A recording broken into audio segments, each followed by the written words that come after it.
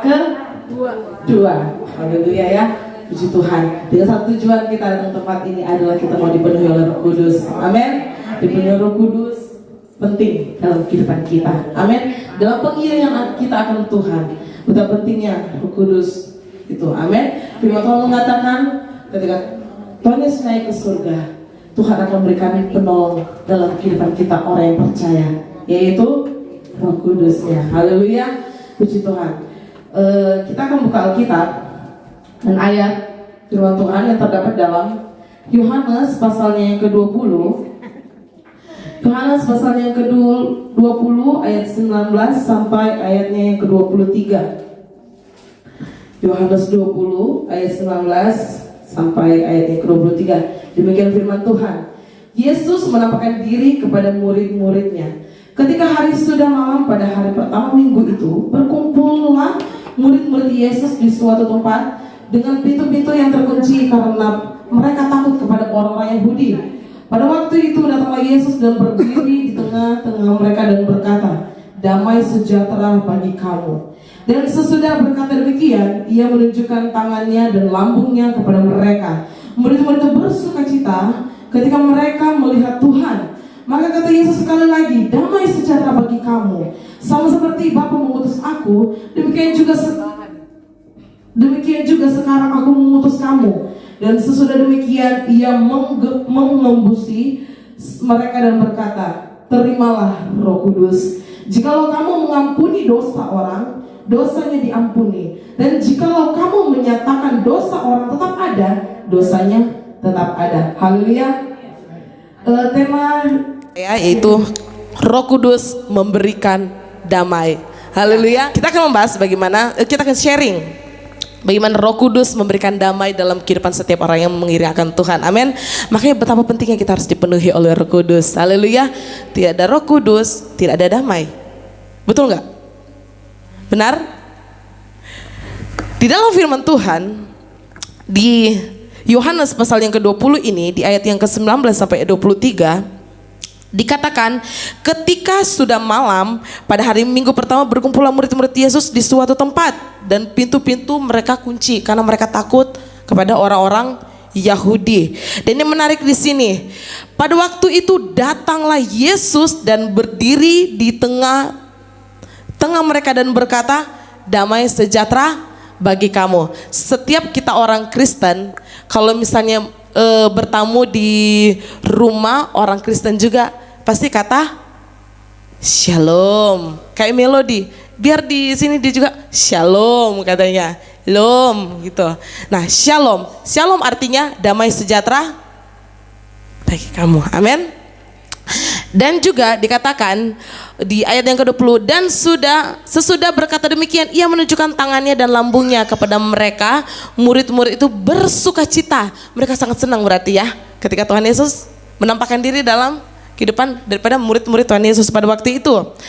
Dan juga dikatakan lagi, maka kata Yesus sekali lagi, "Damai sejahtera bagi kamu.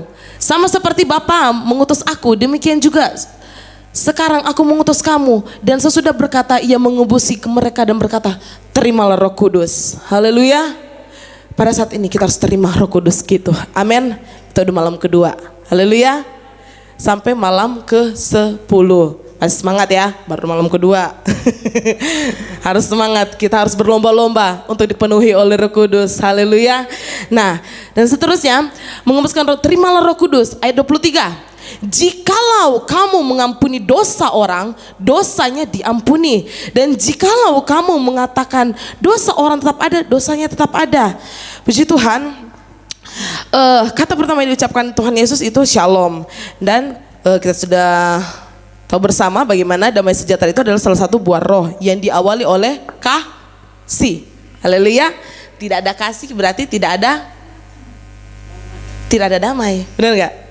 Orang kalau misalnya masih gimana ya? Gimana ya saya mau bilang ya? Kasih itu, saya mengasihi suami saya, sudah pasti dong ya kan?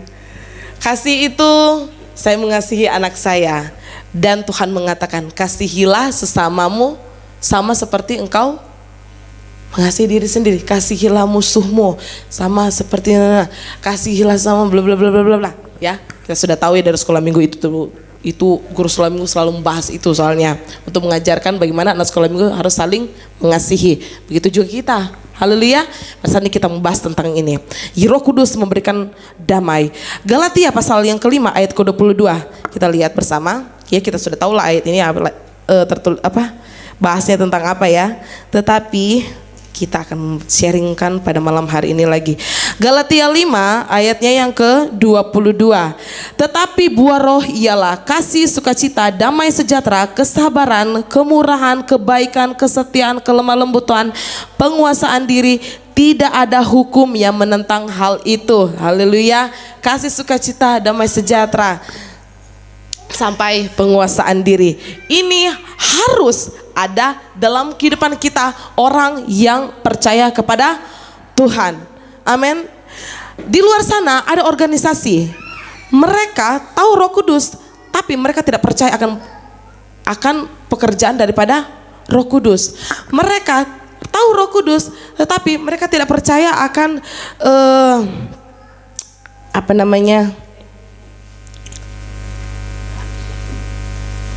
Roh Kudus itu seperti apa. Tapi mereka tahu. Lucu gak? Lucu sangat. Saya waktu masih praktik di Rawamangun sering kami dikasih tahu sama Ibu Gembala. Ibu Gembala bilang begini, Non, ada di luar sana organisasi ini, dia tahu Roh Kudus, tetapi kayak seperti kepenuhan dia tidak percaya. Dia tidak percaya itu. Tetapi di firman Tuhan dikatakan pada waktu itu ketika hari Pentakosta, Roh Kudus turun. Haleluya. Seperti lidah-lidah api nih. Puji Tuhan. Karya dari tim eklesia yang ada. Lidah-lidah api. Lidah-lidah api. Dan ketika Roh Kudus turun ke atas orang-orang pada waktu itu, mereka berbahasa roh. Berbahasa roh dengan bahasa yang berbeda-beda. Dan di situ ada yang berbahasa mungkin ada yang bahasa Turki, kita nggak tahu ya, karena di sana berbahasa yang berbeda-beda. Ada orang yang berbahasa Cina, ada yang berbahasa Indonesia, ada yang berbahasa kita nggak tahu ya, Batak mungkin, Manado mungkin, kita nggak tahu ya. Pokoknya di sana mereka berbahasa roh. Di sana benar-benar pekerjaan Tuhan yang sangat luar biasa. Bagaimana mereka dipenuhi oleh Roh Kudus. Dan pada saat ini kita harus sama seperti waktu zaman itu. Haleluya. Firman Tuhan mengatakan bagaimana orang akan menjadi kasih dingin. Kasih itu menjadi akan dingin. Karena apa? Zaman sekarang ini, orang-orang sekarang ini adalah orang yang egois. Hanya mementingkan diri sendiri. Bayangkan, kita udah tahu sosmed Facebook. Sering kali saya melihat orang ketabrak malah di videoin, bukannya ditolong. Kalau zaman dulu pasti selalu langsung ditolong. Kalau sekarang di videoin dulu. Jangankan orang kecelakaan, makan aja di videoin dulu. Ya enggak? Makan aja di videoin dulu. Gimana orang kecelakaan? Orang udah metong, di videoin dulu. Tuh, di news satu-satu. Kasih sudah menjadi dingin. Tetapi di sini kita mau berlomba-lomba untuk dipenuhi oleh Roh Kudus. Haleluya. Supaya kasih, sukacita, damai sejahtera sampai penguasaan diri ada dalam kehidupan kita. Amin. Memang kita bilang, aku masih manusia biasa. Sepertinya mustahil dengan 9 buah roh ini begini. Ketika kita mau menerima Roh Kudus itu turun atas kita, kita akan dipenuhi oleh Roh Kudus. Amin. Haleluya. Dan juga di dalam firman Tuhan, orang kalau misalnya di Yohanes tadi katakan mengampuni dosa orang, dosanya diampuni. Dan jikalau kamu mengatakan dosa orang tetap ada, dosanya tetap ada. Pada intinya orang yang belum bisa mengampuni, belum ada damai, belum ada kasih dalam kehidupannya. Di sini kita belajar untuk bagaimana kita harus bisa mengampuni orang yang bersalah kepada kita. Amin. Mungkin di luar sana kita tidak ngapa-ngapain diomongin, tetapi firman Tuhan katakan kita harus memberkati orang itu. Saya teringat khotbah dari Om Nathanael. Dia mengatakan bahwa doakan orang yang ngomongin kamu, berkati dia. Di sini kita harus belajar. Kita harus belajar sabar. Amin. Sabar adalah salah satu buah roh. Amin. Haleluya. Damai sejahtera adalah salah satu buah roh. Dan juga bagaimana kita harus betapa pentingnya Roh Kudus itu dalam kehidupan kita, agar supaya apa? Roh Kudus ada alarm agar supaya kita ditegur. Kamu jangan begini. Oh iya. Kamu jangan begini. Oh iya. Kamu jangan dengerin. Ketika kita dipenuhi oleh Roh Kudus, orang ngomongin di luar sana, musuhnya lagi nih, kita balas. Ya enggak? Ya kan? Walaupun kita diomongin, Novel jelek kali kau. Tapi jangan munafik. Maksudnya adalah kita benar-benar mengasihi orang yang bersalah kepada kita. Amin. Haleluya. Memang sangat sulit, memang sangat sulit untuk bisa mengampuni orang yang bersalah kepada kita. Tapi ketika kita menerima Roh Kudus itu, Roh Kudus akan memampukan kita. Amin. Ada satu kesaksian kakak rohani saya. Kak rohani saya ini dia udah bersaksi ke pemuda. Dia waktu praktik di saya belum praktek sama-sama waktu itu, belum jumpa sama orang ini. Sesama praktek, jadi orang ini selalu mengganggu kakak saya ini, kakak rohani saya ini. Jadi dia cuma kayak gini aja. Kakak saya ini udah benci banget. Karena apa? Karena akar pahit dalam akar pahit. Karena dia mengaku sama saya, kami kalau sharing bisa dari jam 9 malam sampai jam 2 pagi, jam 3 pagi. Hanya sharing-sharing yang membahas tentang Alkitab untuk bisa membangun. Dia bilang, kenapa dia bisa akar pahit? Karena dia membuka celah. Sebenarnya katanya waktu itu hal biasa. Waktu itu si pengerja ini bilang, enggak, saya enggak mau. Kan Kak Indah kan risih orangnya kalau misalnya lagi kerja, terus ada orang ini, karena orang ini kan cowok, dia risih. Tetapi pada waktu Kak Indah membuka celah, jadinya seperti itu, akar pahit mendalam sampai Kak Indah bilang hampir Kak Indah mau bunuh diri waktu itu, hampir mau bunuh diri. Tapi puji Tuhan, masih Tuhan sayang, dia masih mengingatkan lagi Kak Indah untuk bagaimana, karena dia pelayanan, nantinya semua apa yang dia katakan itu menjadi munafik. Itu hanya menjadi udah di otak tapi nggak bisa kesebut, kebentur gitu dalam pelayanannya gitu. Di depan orang dia terlihat wow. Dia bilang ke saya, Kak Indah nggak mau jadi orang munafik. Kak Indah kalau misalnya mau dibilang ya, kalau misalnya berkata-kata dia pintar, tapi dia nggak mau jadi orang munafik. Pada saat itu sangat berat dia mau mengampuni orang ini, tetapi dia sharing ke Bu Gembala kami, sharing dari situ dia pelepasan dan akhirnya singkat cerita dia pelepasan. Ketika dia lihat orang ini, dia sebenarnya pertama masih mau gengsi nih, dia tegur. Akhirnya di situ kasih mengubah segala sesuatu, Roh Kudus yang menolong, haleluya, sehingga ada damai dalam kehidupannya. Puji Tuhan. Peringatan. Dan juga kita lihat di ayatnya yang ke Galatia pasal yang kelima. Mas, kita kembali lagi ya, Galatia pasal yang kelima. Galatia pasal yang kelima ayatnya yang ke-15. Galatia pasal yang kelima ayat yang ke-15 sampai ayatnya yang ke-18. Saya akan bacakan untuk kita semua. Ayatnya yang ke-15. Tetapi jikalau kamu saling menggigit dan saling menelan, awaslah supaya jangan kamu saling membinasakan. Ayat ke-16. Maksudku ialah hiduplah oleh roh, maka kamu tidak akan menuruti keinginan daging.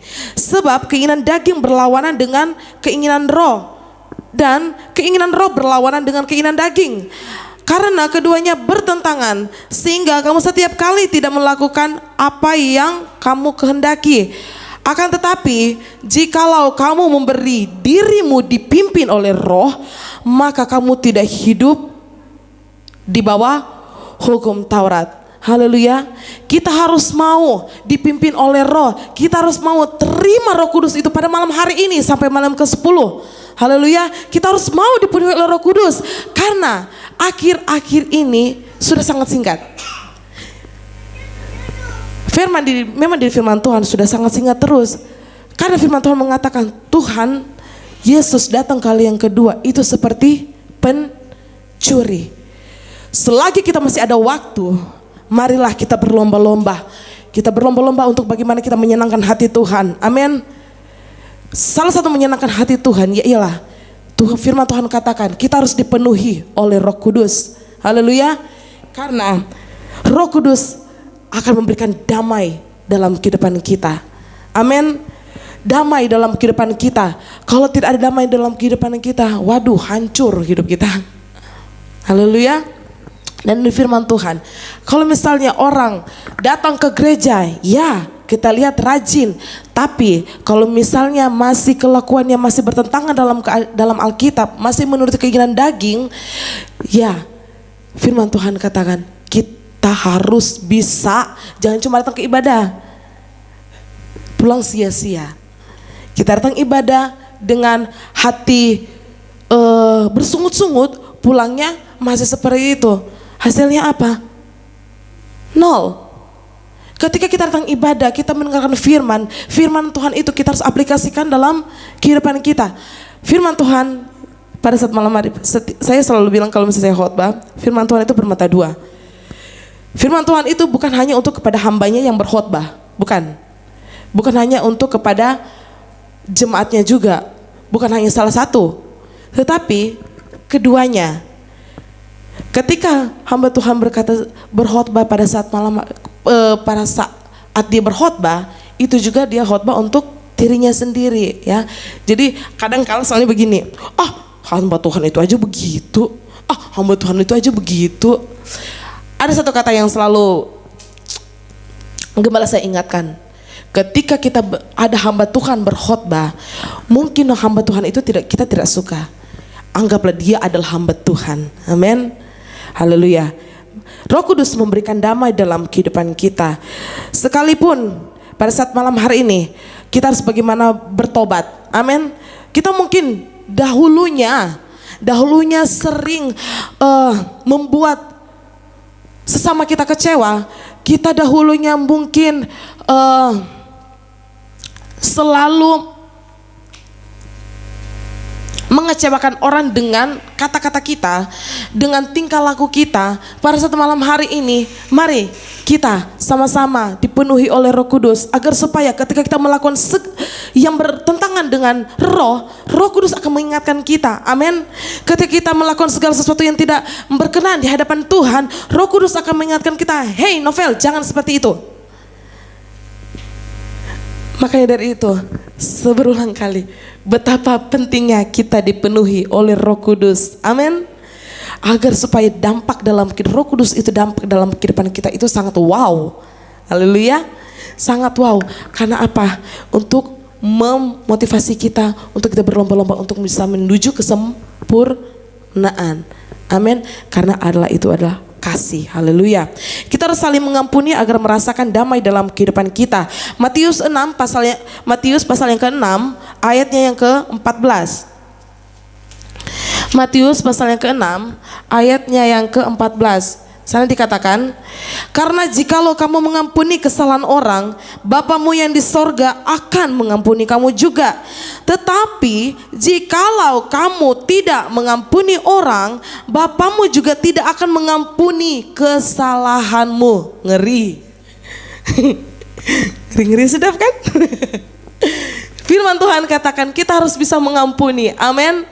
Kita harus bisa mengampuni orang yang bersalah kepada kita. Memang sulit daging itu, tetapi ketika kita mau dipimpin oleh Roh, kita menerima kuasa Roh Kudus itu, kita akan selalu mendapatkan damai itu dalam kehidupan kita, dan kita akan bisa mengampuni. Amin. Mengampuni memang sulit, bro, sulit. Itu daging. Tetapi di sini kita harus belajar bagaimana kita harus hidup oleh Roh, dipimpin oleh Roh Kudus. Amin. Lanjut, Roh Kudus seperti alarm dalam kehidupan kita. Dia akan mengingatkan kita Petrus, dia dulunya menyangkal Tuhan Yesus sebanyak 3 kali. Dia menyangkal. Tuhan katakan, kalau engkau menyangkal aku juga menyangkal engkau. Di sini Petrus dia langsung bertobat. Bedanya kepada Yudas, Yudas sebenarnya bisa bertobat, tetapi karena dia membuka celah kepada iblis, akhirnya dia binasa. Petrus dia bertobat dan dia menerima kuasa daripada Roh Kudus. Dia berkhotbah 3.000 orang bertobat dan banyak mujizat-mujizat yang dikerjakan pada waktu itu. Dan ada yang satu hamba Tuhan yang kalau saya mau dibilang salah satu hamba Tuhan yang favorit saya, Stefanus. Pemuda Stefanus ini kita baca Alkitabnya aja deh, ayatnya aja deh.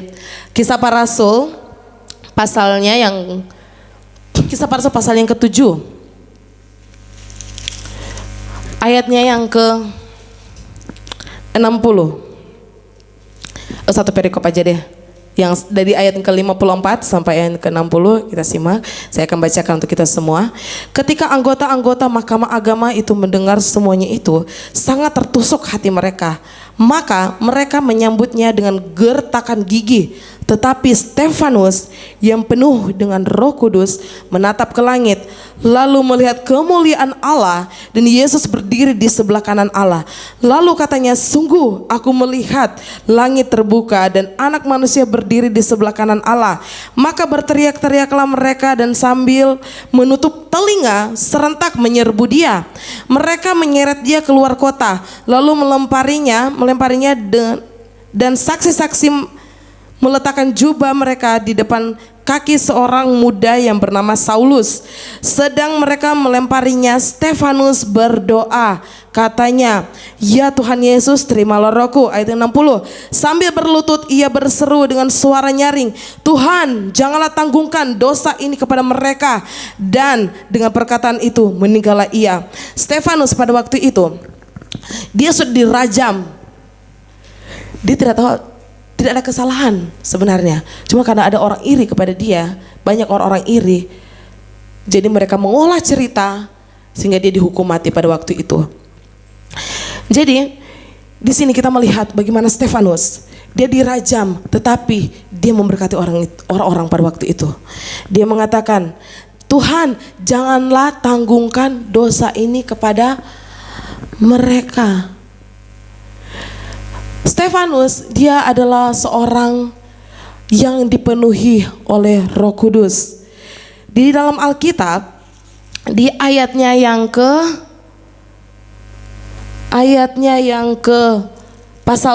Kisah pasal 6 ayatnya yang ke-5.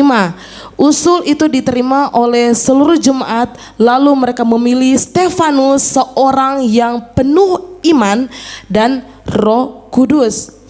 Betapa pentingnya Roh Kudus itu dalam kehidupan kita.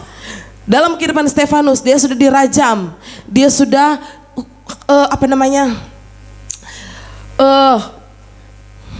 nyawanya sudah di ujung tanduk. Tetapi di sini kita melihat bagaimana Stefanus bukannya kalau misalnya orang manusia biasa, orang-orang ini Tuhan, aku ini hambamu, tolong kutukilah mereka atau gimana gitu ya. Dia seharusnya marah, tapi di sini tidak. Dia seorang yang dipenuhi oleh Roh Kudus. Pada saat itu dia sudah dirajam, dia tidak punya kesalahan apapun. Karena ada banyak orang iri kepadanya, karena hikmat yang Tuhan kasih dalam kehidupannya itu, karena Roh Kudus itu berbicara terus dalam kehidupannya. Ada banyak orang pada waktu itu gerah dalam kata-kata dari Stefanus yang ada. Di sini kita melihat bagaimana Stefanus orang yang dipenuhi oleh Roh Kudus, sehingga dia sudah dirajam. Dia melihat bagaimana kemuliaan Allah, dia melihat bagaimana Tuhan Yesus berada di sebelah kanan Allah Bapa. Betapa pentingnya Roh Kudus dalam kehidupan kita. Roh Kudus memberikan damai. Sekalipun kita disakiti seperti Stefanus, dia selalu merasakan bagaimana damai itu dalam kehidupannya. Haleluya. Orang kalau misalnya kita cubit aja, tidak tahu salah apa, kita cubit atau kita apa gitu, pasti marah. ini Stefanus dirajam. Haleluya. Pada satu malam hari ini, malam kedua, masih ada 8 malam lagi.